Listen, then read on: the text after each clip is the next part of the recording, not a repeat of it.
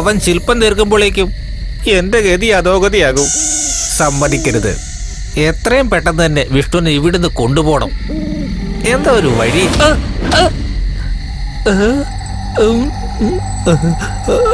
ആര്?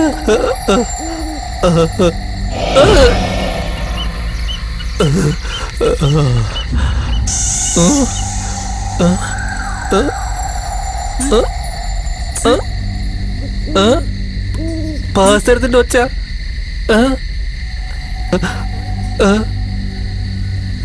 രക്ഷിക്കണേ!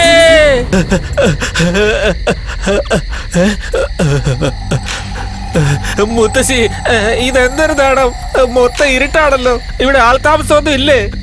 എനിക്ക് പേടിയാവുന്നു. എന്താ ചായക്കട വന്ന് ആരെങ്കിലും ഐസ്ക്രീം ചോദിക്കോ? വിവരമില്ലാത്ത കിളവി, ഒരു ചായ എടുക്ക്. അമ്മേ, എന്റെ ശരീരം കുറക്കാൻ വേറെ എവിടെ പോകേണ്ട ആവശ്യമില്ല. ഈ നാട്ടിൽ തന്നെ ജീവിച്ചാ മതി. വിശന്നിട്ടാണ് കണ്ണും കാണുന്നില്ല. ഒരു ബെണ്ണ് തിന്നാം. മുത്തശ്ശി, ഈ ബെണ്ണിന് എത്രയാ? 50 പൈസ. കൊള്ളാലോ. ഞങ്ങളുടെ നാട്ടില് 2 രൂപയാ. കള്ളന്മാര് ഇവിടെ അങ്ങനെയാ.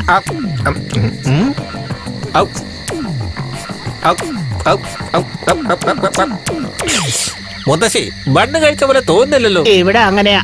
ശരി ശരി, ചായ എടുക്ക്. കൊറേ നേരമായല്ലോ ആറ്റാ തുടങ്ങിട്ട്.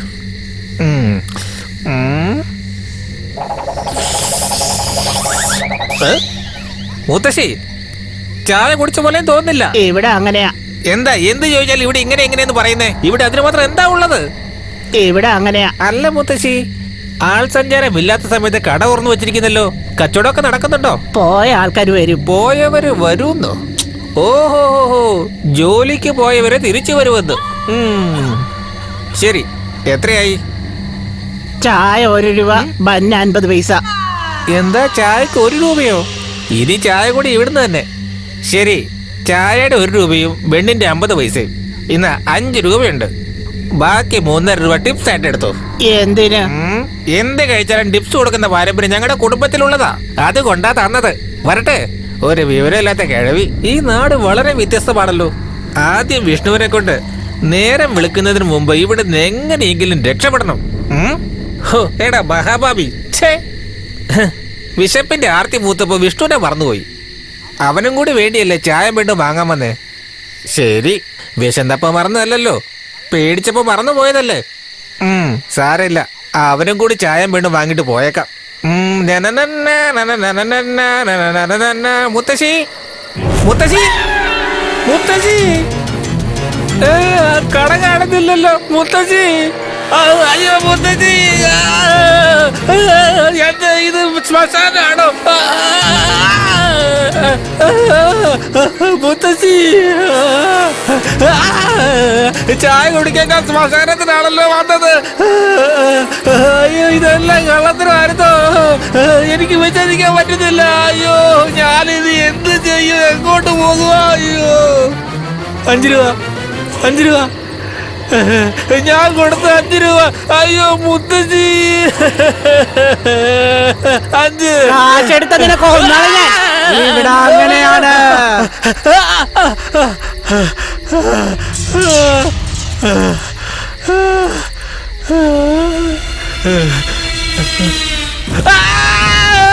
പേടിക്കണ്ട, പേടിക്കണ്ടടാ. അവിടെ എന്തിനാ പോയെ? ഒരു മുത്തശ്ശി. അവിടെ എന്തിനാ പോയെ? ശ്മശാനായിരുന്നില്ലേ? ശരി, എന്നാ പുറത്തേക്ക് പോകല്ലോ. ഞാൻ കാണിച്ചുതരാം. വേണ്ട മുത്തശ്ശി, വേണ്ട. ഞാൻ അവിടെ ഒരു മുത്തശ്ശിയുടെ കയ്യിൽ നിന്ന് ചായ കുടിച്ചിരുന്നു. അത് പ്രേതാ മുത്തശ്ശി. എനിക്ക് പേടിയാകുന്നു. ഞാൻ എവിടുന്ന വന്നെന്ന് പോലും അറിയില്ല. പേടി പോവാൻ ഞാനൊരു പാട്ട് പാടട്ടെ. അനുരാഗവിലോചിതരായി അതിലേറെ മോചിതരായി പടിമേലെ.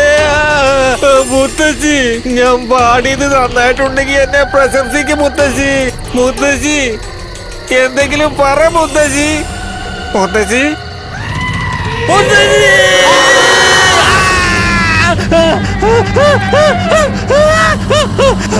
മുത്തശ്ശി, ഇവിടെ മൊത്തം പ്രേതാണ്.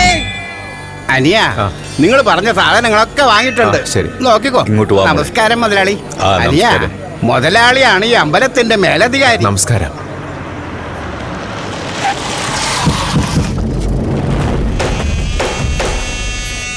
എല്ലാവരുടെയും അനുഗ്രഹം വാങ്ങി. ശരി അനിയ. മുമ്പിലോട്ട് പോന്നേ. അച്ഛാ, ഇത്രയും കാലം മുടങ്ങിക്കിടന്ന വിഗ്രഹത്തിന്റെ പണി ഇന്ന് തുടങ്ങാൻ പോലെ പണത്തിന് പകരം സ്വർണം വെച്ചൂടെ? ഇതാ അച്ഛാ, ഇതതില് വെച്ചോളൂ. നീ തന്നെ വെക്കുമോളെ.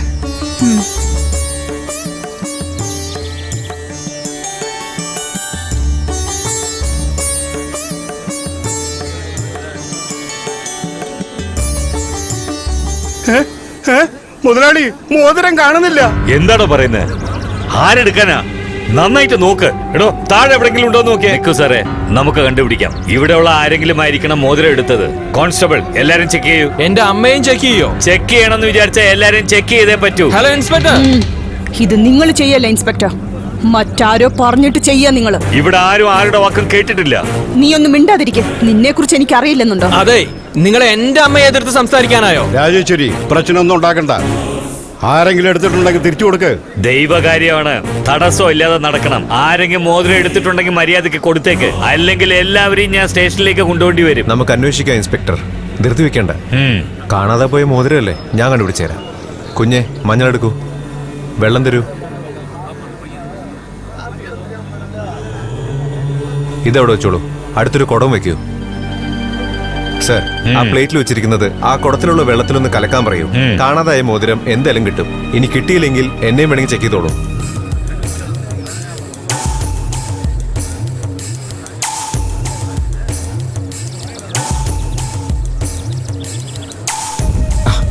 രക്ഷപ്പെട്ടു.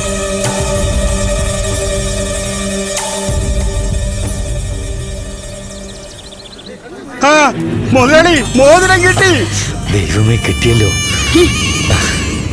നിങ്ങൾ ചെയ്ത കാര്യം കൊണ്ട് മോതിരം കിട്ടി. എങ്കിലും ഒരു കള്ളനെ നിങ്ങൾ രക്ഷപ്പെടുത്തിയിരിക്കുന്നു. ഇല്ല സർ, അവന് നന്നാവാൻ വേണ്ടി ഒരു സന്ദർഭം ഉണ്ടാക്കി കൊടുത്തതാ. തെറ്റാണ് അനിയ. സർ, മോതിരം നിങ്ങൾ കണ്ടുപിടിച്ചേക്കാം, കട്ടവന് ഒരു പക്ഷേ ശിക്ഷയും കൊടുത്തേക്കാം. ആരുടെയും മനസ്സ് വേദനിക്കാതിരിക്കാനാണ് ഞാൻ ഇങ്ങനെ ചെയ്തേ. ഒരാളുടെ മനസ്സ് വേദനിപ്പിച്ച് എനിക്ക് ശില്പം ഉണ്ടാക്കണ്ട. എടാ, പൂജ നടക്കില്ലെന്നല്ലേ പറഞ്ഞത്? മോതിരം വെക്കണ്ടെന്നാ ഞാൻ വിചാരിച്ചത്. പക്ഷെ ഇൻസ്പെക്ടർ എന്നെ പിടിക്കുമെന്ന് പേടിച്ച ഞാൻ അതിലിട്ടത്. നിന്നെയൊക്കെ എന്നെ അവൻ തോൽപ്പിച്ചു കളഞ്ഞത്. ഇനി അവൻ ജീവനോടെ ഉണ്ടാവാൻ പാടില്ല.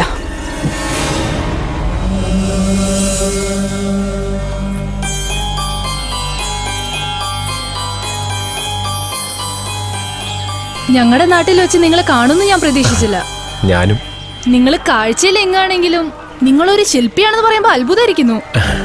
എന്താ, ജീൻസും പാൻറ്റും ഇട്ടാ ശില്പിയാവാൻ പാടില്ലെന്നുണ്ടോ? ചെയ്യുന്ന ജോലിക്ക് മുടുക്കുന്ന വേഷത്തിന് ഒരു ബന്ധവുമില്ല. അതിരിക്കട്ടെ, എന്നെ കാണാവന്നേ. എന്റെ വാച്ച് ഇതെങ്ങനെ കിട്ടി? മധുരയിൽ വെച്ച് ഒരു മുത്തശ്ശി കുളത്തിൽ വീണപ്പോ രക്ഷിച്ചില്ലേ, അപ്പൊ എന്റെ അടുത്ത വാച്ച് അഴിച്ചു തന്നത്. ഓ, അങ്ങനെയാണോ? വളരെ താങ്ക്സ്. നിങ്ങൾക്ക് വലിയ മനസ്സുണ്ട് കേട്ടോ.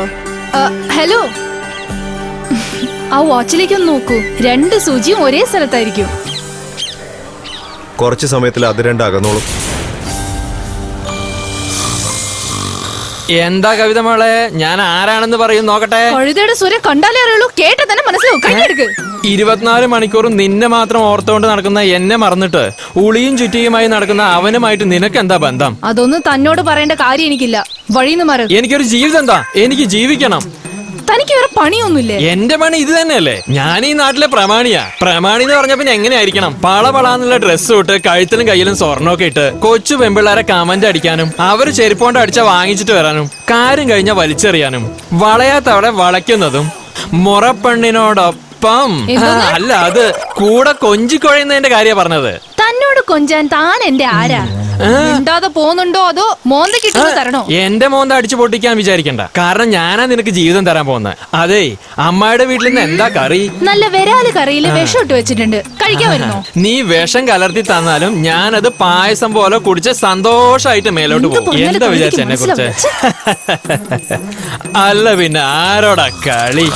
രണ്ടും നല്ല കൂർക്കം വലിച്ച് ഉറങ്ങാ. ഓ, എനിക്ക് കിട്ടിയ 2 എണ്ണം. അല്ല ചേട്ടാ, ടിഫിൻ കാരിയറായിട്ട് എങ്ങോട്ടാ പോണേ? നമ്മുടെ അമ്പലത്തിലെ ചില പൂർത്തിയാക്കാൻ ഒരു കൊച്ചൻ വന്നിട്ടില്ലേ, ആ കൊച്ചിന് ഭക്ഷണം കൊണ്ടുപോവാ. അത് ഞാൻ കൊണ്ടേ കൊടുത്തോളാം. ചേട്ടൻ വീട്ടിൽ പോയിക്കോ. ആ കാരിയർ ഇങ്ങി മോളെ മോളെ മോളെ മോള് തന്നെ പോയിക്കോ, വണ്ടി തന്നെ കൊണ്ടുപോയിക്കോ. അമ്പലം അടുത്ത് തന്നെയല്ലേ, ഞാൻ നടന്നു തന്നെ പോയിക്കോ.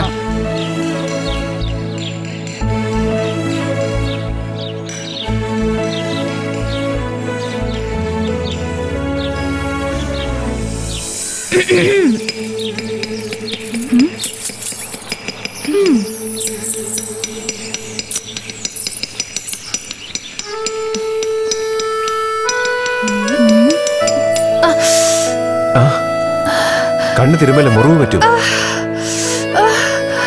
അനങ്ങളെ ഞാൻ എടുത്തു തരാം.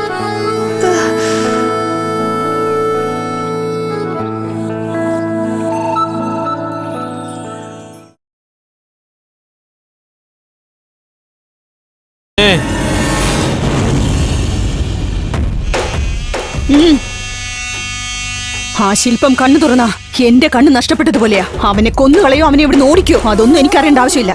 നീ എത്ര ആൾക്കാരെ വേണേലും കൂട്ടിക്കോ, പക്ഷെ ആ ശില്പം കണ്ണു തുറക്കരുത്. ശരി പോ. കൊച്ചമ്മേ.